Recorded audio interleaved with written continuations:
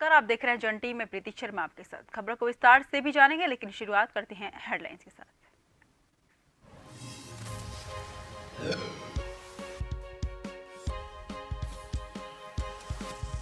PM ने की धामी की तारीफ, वहीं धामी ने चंपावत में किया विद्युत विभाग के कार्यालय का भूमि पूजन।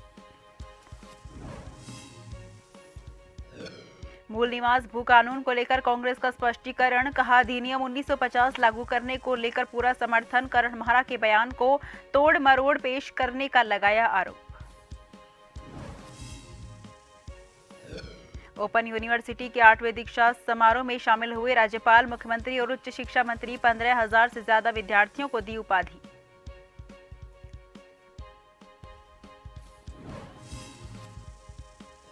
उत्तराखंड पूर्व सैनिक और अर्धसैनिक संगठन का 29वां स्थापना दिवस, सैनिक कल्याण मंत्री गणेश जोशी हुए शामिल, सैनिक और परिवारों ने की शिरकत।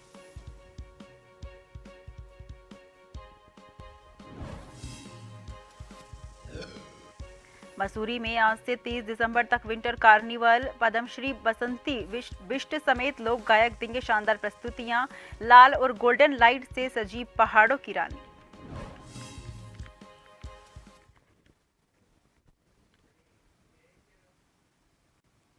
रुक करते हैं खबरों की ओर। मुख्यमंत्री पुष्कर सिंह धामी ने चंपावत जनपद के लोगों की विद्युत संबंधित समस्याओं के त्वरित निस्तारण और विद्युत व्यवस्थाओं को बेहतर करने के लिए सीमांत टनकपुर नगर में उत्तराखंड पावर कॉर्पोरेशन लिमिटेड द्वारा नवसृजित विद्युत वितरण चंपावत के कार्यालय भवन का शिलान्यास और भूमि पूजन किया।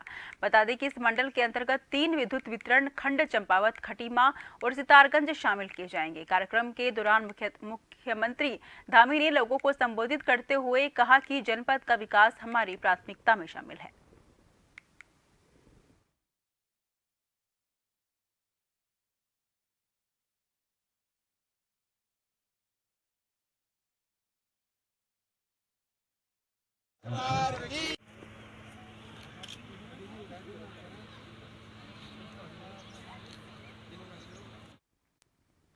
मुख्यमंत्री पुष्कर सिंह धामी अपने गृह क्षेत्र खटीमा पहुंचे, जहां उन्होंने सीमांत ग्रामीण क्षेत्र घोसी कुआ में भारत विकसित संकल्प यात्रा में प्रतिभाग किया। सीएम ने आम जनता और कार्यकर्ताओं के साथ वर्चुअल माध्यम से प्रधानमंत्री नरेंद्र मोदी के साथ संवाद कार्यक्रम में भाग लिया। इस दौरान मुख्यमंत्री और स्थानीय लाभार्थियों के द्वारा प्रधानमंत्री नरेंद्र मोदी को सरकार द्वारा चलाई गई योजनाओं और उन योजनाओं से मिल रहे लाभ के बारे में जानकारी प्रदान की गई, जिस पर प्रधानमंत्री नरेंद्र मोदी ने मुख्यमंत्री पुष्कर सिंह धामी के नेतृत्व में काम कर रही उत्तराखंड सरकार की तारीफ की और लाभार्थियों से संवाद कर उनका हौसला बढ़ाया। संवाद कार्यक्रम के उपरांत मुख्यमंत्री सीमांत सुरई वन क्षेत्र में स्थित भारमल बाबा की समाधि के दर्शन के लिए रवाना हो गए।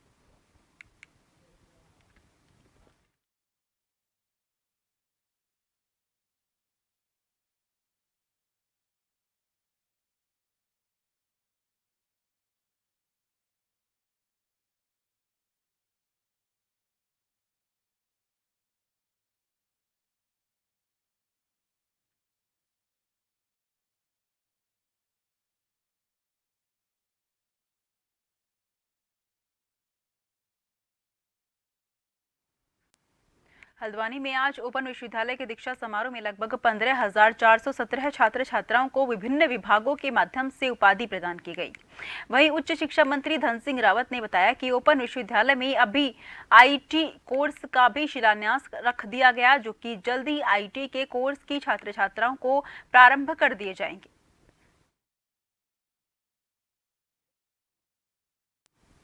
उत्तराखंड वक्फ बोर्ड देवभूमि के मदरसों को मॉडर्नाइजेशन की ओर से ले जा रहा है। मुख्यमंत्री पुष्कर सिंह धामी के निर्देशों के अनुसार उत्तराखंड के 117 मदरसों में मॉडर्न और एनसीईआरटी पैटर्न के तहत पढ़ाई कराई जाएगी, जिसके तहत अगले शिक्षक सत्र से प्रदेश के 4 मॉडर्न मदरसों की शुरुआत की जाएगी, जिसमें क्लास और कैंपस मॉडर्नाइजेशन के साथ मदरसों में ड्रेस कोड भी लागू कराया जाएगा। इन मॉडर्न मदरसों का नाम देश के पूर्व राष्ट्रपति एपीजे अब्दुल कलाम के नाम पर होगा।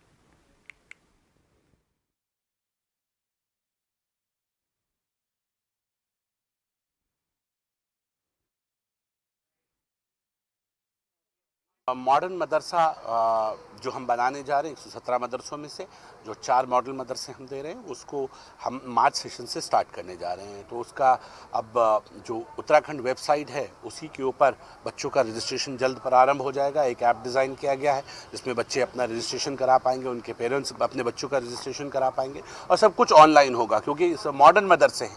तो मॉडर्न के मामले में कुछ भी जानना होगा तो आपको वेबसाइट पे वो दिखाई देगा। हमारा मानना है कि जो मदरसा होगा उसका स्ट्रक्चर भी मॉडर्न होगा, फर्नीचर भी मॉडर्न होगा, बच्चे भी मॉडर्न होंगे और बच्चों की एजुकेशन भी मॉडर्न होगी। सैनिक कल्याण मंत्री गणेश जोशी ने अठूरवाला भानियावाला देहरादून स्थित हिलेरी वाटिका में आयोजित उत्तराखंड पूर्व सैनिक और अर्धसैनिक संगठन के 29वां स्थापना दिवस के अवसर पर कार्यक्रम में बतौर मुख्य अतिथि प्रतिभाग किया। कार्यक्रम का शुभारंभ सैनिक कल्याण मंत्री गणेश जोशी ने दीप प्रज्वलित कर किया। इस अवसर पर सैनिक कल्याण मंत्री गणेश जोशी सभी पूर्व सैनिकों और उनके परिवारजनों को स्थापना दिवस की बधाई और शुभकामनाएं दी। कहा कि उन्होंने देश का प्रधानमंत्री नरेंद्र मोदी जवानों के साथ दीपावली मनाते हैं। ये इस बात का प्रतीक है कि नरेंद्र मोदी सरकार सैनिकों के सम्मान और उनके आश्रितों के कल्याण के लिए कितनी गंभीर है। उत्तराखंड सैनिक संगठन के स्थापना दिवस पर आने का मौका मिला, जिस पर हमने उन वीर माताओं को मान्य महोदय के सम्मानित किया। प्रेस विज्ञप्ति साक्षात्कार के बाद उन्हें हमने उन वीर नारियों को सम्मानित किया जिनका सुहाग इसमें गया। किसी हम किसी शहीद को वापस नहीं जा सकते, लेकिन उस शहीद का सम्मान करना, उसकी यादों को जिंदा रखना हर देशवासी का कर्तव्य है। और भारतीय जनता पार्टी की, चाहे दिल्ली की नरेंद्र मोदी की सरकार हो, चाहे पुष्कर सिंह धामी की उत्तराखंड की सरकार हो, हम पूरी ईमानदारी से इस काम को कर रहे हैं। हम शहीदों के सम्मान में एक विशाल सैन्य धाम यूनिहल गाँव में बना रहे हैं।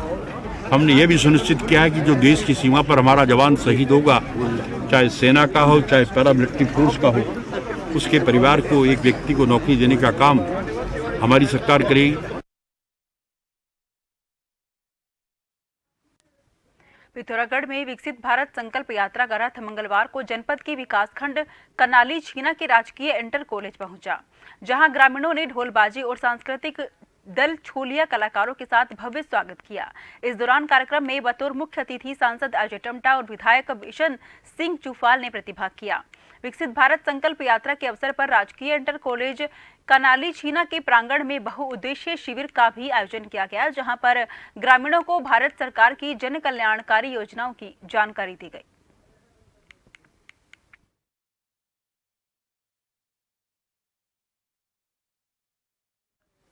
भू कानून और मूल निवास को लेकर उत्तराखंड में चिंगारी लगी हुई है।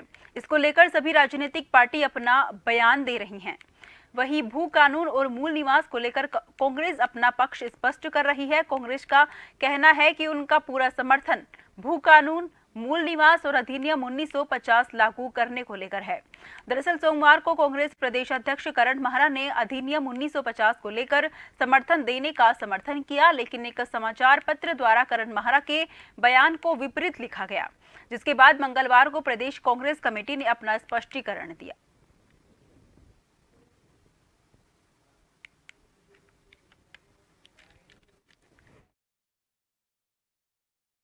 निहितार्थ बिल्कुल वो नहीं था जिस तरह से परोसा गया है।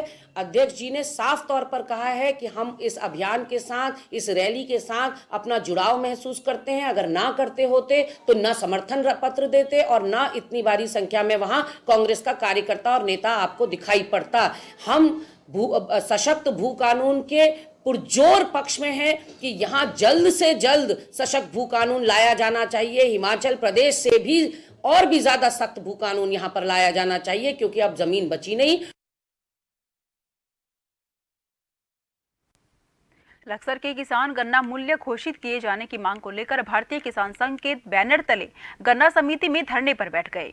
किसानों का आरोप है कि वे 8 दिन से धरने पर बैठे हैं, मगर शासन प्रशासन का कोई भी अधिकारी उनके पास नहीं पहुंचा। किसानों ने चेतावनी दी कि उन्होंने कहा कि आने वाले चुनाव में भारतीय किसान संघ गांव-गांव जाकर सरकार के खिलाफ प्रदर्शन करेगा।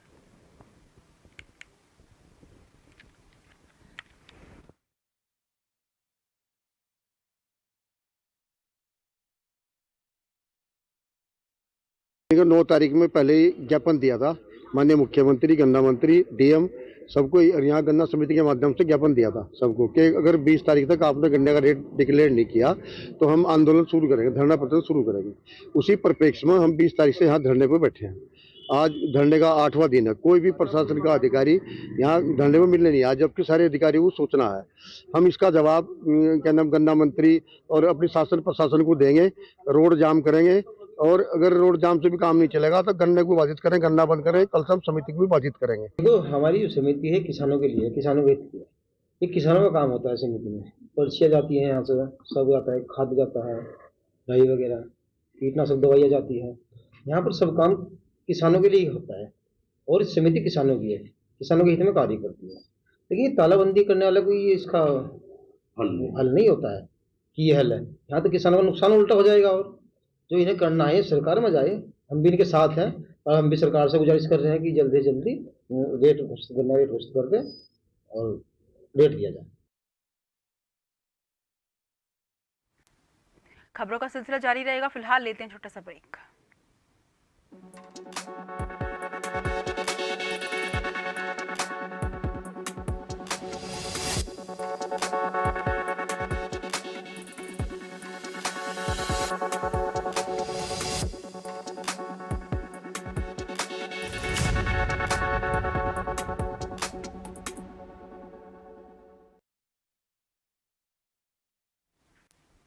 ब्रेक के बाद फिर से आपका स्वागत है। रुक करते हैं खबरों की ओर। पूर्व विधायक कुंवर प्रणव सिंह चैंपियन ने एक प्रेस कॉन्फ्रेंस की और कुछ दिनों से चले आ रहे लुंडेरा के जमीनी विवाद पर अपनी सफाई दी और कहा कि ये जमीन उनके पुरखों की है और उसे उनके कहने पर कुछ लोग इस्तेमाल कर रहे थे। एक व्यक्ति इस जमीन पर अपना अवैध रूप से कब्जा करना चाहता है, पर ऐसा नहीं होने देंगे और जल्द ही उसके खिलाफ मुकदमा दर्ज करवाएंगे। वहीं प्रणव सिंह ने खानपुर विधायक उमेश कुमार पर भी निशाना साधते हुए कहा कि उनके द्वारा जो वीडियो फेसबुक पर वायरल किया गया था वो फेक नहीं बल्कि उन्हीं के द्वारा बनाई गई वीडियो है और खानपुर विधायक जो बयानबाजी कर रहे हैं वो बिल्कुल गलत है।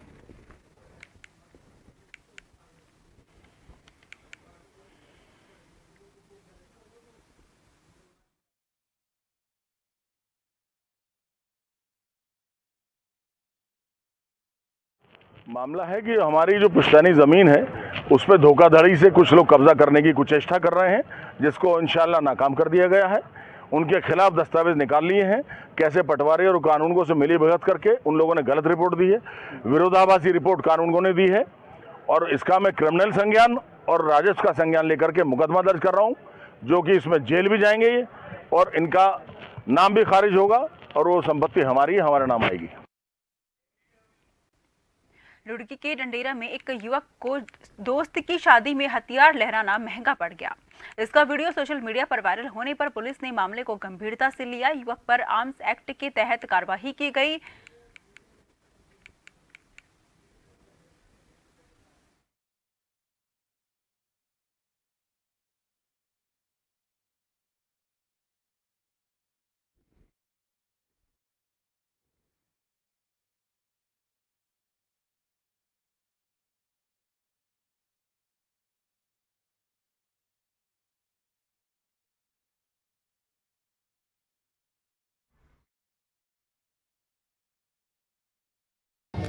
वरिष्ठ पुलिस अधीक्षक हरिद्वार महोदय के द्वारा पूर्व में भी निर्देश दिए गए थे कि जो भी असलहे का गलत तरीके से प्रदर्शन करता हुआ पाया जाएगा, दुरुपयोग करता हुआ पाया जाएगा, उसके विरुद्ध सुसंगत एवं प्रभावी कार्रवाई अमल में लाई जाए।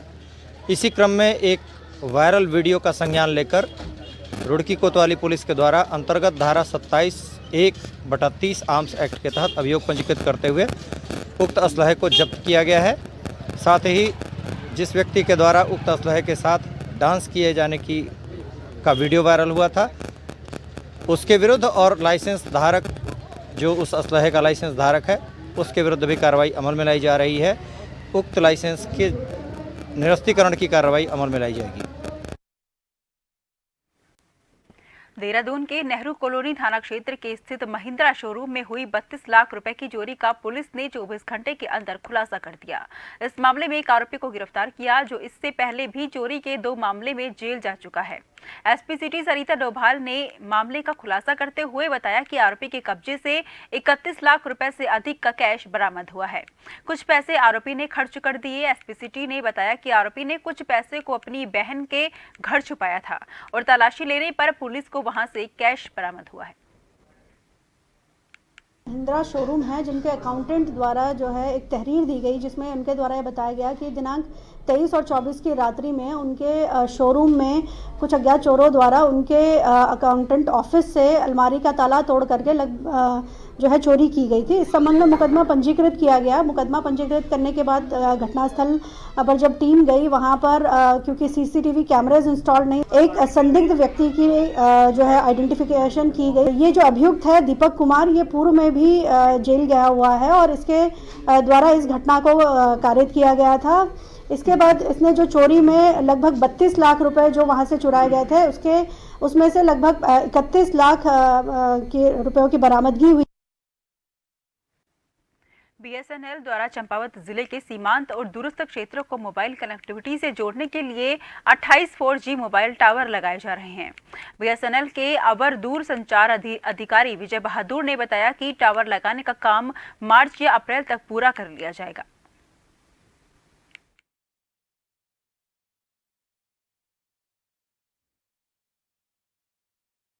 प्रोजेक्ट भारत सरकार का चल रहा है। उसमें बीएसएनएल द्वारा पूरे चंपावत जिले में तकरीबन 28 या 29 टावर लगने हैं।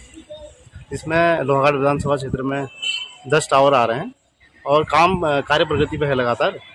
संभावना है कि मार्च अप्रैल तक टावर सुचारू रूप से कार्य करने शुरू हो जाएंगे। बिल्कुल बिल्कुल सर। उसकी जो टावर की क्षमता है लगभग उसका जो मतलब पूरी परिधि होती है 3 टावर, मतलब एक टावर पे 3 एंटेना रहते हैं, तो जो परिधि रहती है तकरीबन मतलब 3 किलोमीटर का पूरा एरिया चारों तरफ का वो कवर करता है। कनेक्टिविटी मिलेगी? बिल्कुल बिल्कुल सर, बिल्कुल कनेक्टिविटी अच्छी मिलेगी। अल्मोड़ा जिले के विकासखंड सल्ट में प्रधानमंत्री पोषण योजना के तहत एक दिवसीय पाक कला प्रतियोगिता संपन्न हुई, जिसमें प्रधानमंत्री पोषण योजना के तहत पहाड़ों में होने वाले लोकल उत्पादों को अब स्कूलों में बनने वाले मिड डे मील में शामिल किया जाना है, जिससे लोकल उत्पादों को बढ़ावा मिल सके। जिसमें कई विद्यालयों की भोजन माताओं ने प्रतिभाग किया। सभी भोजन माताओं द्वारा पहाड़ के अलग अलग पारंपरिक व्यंजन बनाए गए, जिसमें सभी विजेता और अन्य प्रतिभागियों को नगद धनराशि प्रदान और प्रशस्ति पत्र देकर सम्मानित किया गया, जिसमें उन्होंने स्थानीय उत्पादों से व्यंजन बनाकर सभी का मन मोह लिया।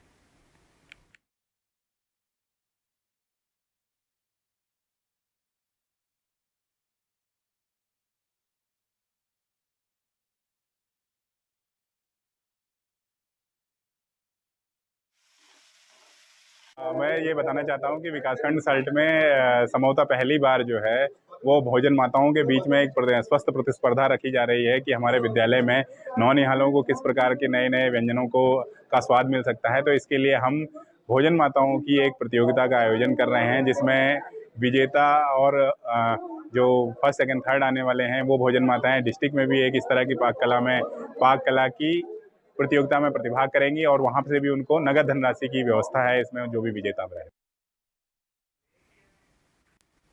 उत्तराखंड में जंगली जानवरों का मानव जीवन पर हमले लगातार जारी हैं। उत्तराखंड में आए दिन ऐसी घटनाएं सुनने को मिलती हैं कि जंगली जानवर ने इंसान पर हमला किया है। जंगली जानवरों के हमले को देखते हुए वन विभाग अब जल्द ही लोगों को जागरूक करने के लिए अभियान चलाएगा। जिन लोगों का घर जंगल के किनारे है वे रात के समय जंगलों में ना जाएं और देर रात घर से बाहर नहीं निकले।